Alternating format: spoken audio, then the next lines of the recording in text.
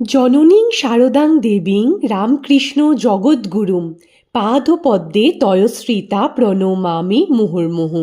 আপাত দৃষ্টিতে সাধারণ এক গ্রাম্য মহিলা প্রথাগত শিক্ষা ছাড়া যে গভীর দর্শনের কথা মানুষের কল্যাণ হেতু সহজ সরল ভাষায় ভগবত তত্ত্ব ও বাণী প্রচার করে গেছেন, যা আমার আপনার সবার অসমার সঙ্গী হয়ে পথ প্রদর্শন করবে, সেই বিশেষ কিছু বাণী খুব সংক্ষেপে আপনাদের সাথে তুলে ধরব আমাদের এই ভিডিওর মাধ্যমে।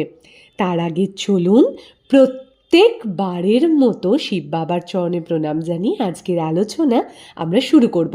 এইরূপ আরও পৌরাণিক তথ্য পেতে অবশ্যই আমাদের চ্যানেলটিকে সাবস্ক্রাইব করে নেবেন।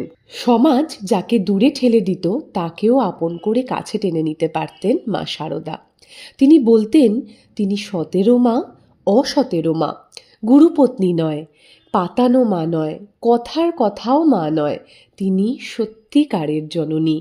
ভক্তদের কাছে তিনি শ্রী শ্রী মা নামে পরিচিত ছিলেন।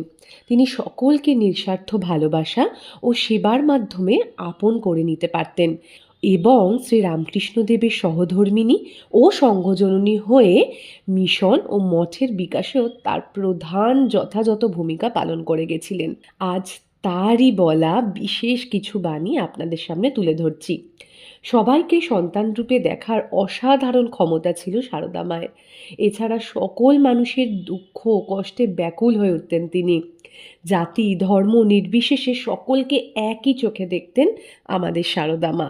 তিনি বলতেন কর্মফল ভুগতেই হবে, তবে ঈশ্বরের নাম করলে যেখানে বড় কোনো বিপদ ঘটত তা অনেকাংশে কমে আসবে। জপ ও তপের মাধ্যমে খারাপ কর্মফল অনেকটা খণ্ডন হয়ে যায়।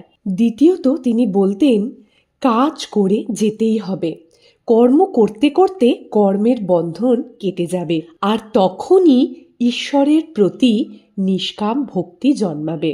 তৃতীয় বাণী হলো 100 জনকে খাওয়াতে হবে না, কিন্তু চোখের সামনে একজন ক্ষুধার্তকে দেখলে তাকে আপনার সামর্থ্য মতো খেতে দিন। চতুর্থ হলো মা সংঘ জননী বলছেন দয়া যার শরীরে নেই সে কি মানুষ? মানুষের সর্বশ্রেষ্ঠ পরিচয় হলো তার দয়া ভাব। দয়া দ্বারাই সমস্ত কিছু করা সম্ভব।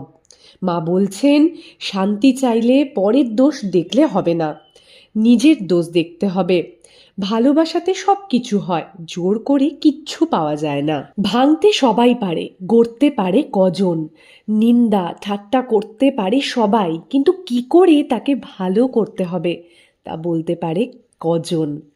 যেমন ফুল থেকে গন্ধ বের হয়, চন্দন ঘষতে ঘষতে সুগন্ধ বের হয়, তেমনি ভগবত তত্ত্বের আলোচনা করতে করতে তত্ত্বজ্ঞানের উদয় হয়। তার ফলে মানুষের মনে চেতনা জাগ্রত হয় এবং মানুষ নিন্দা করা ঠাট্টা করা প্রভৃতি বিকার থেকে নিজেকে আটকে রাখার ক্ষমতা পায়। সারদা মায়ের প্রতিটি বাণী আজও সকল মানুষকে পথ দেখায়। তবে আজকের ভিডিও আমরা এখানে শেষ করছি। ভিডিওটি কেমন লাগলো কমেন্ট করতে ভুলবেন না, ভিডিওটি লাইক করবেন, শেয়ার করবেন, অবশ্যই আমাদের চ্যানেলটিকে সাবস্ক্রাইব করবেন আর বলতে ভুলবেন না হর হর মহাদেব, ওম নমঃ শিবায়।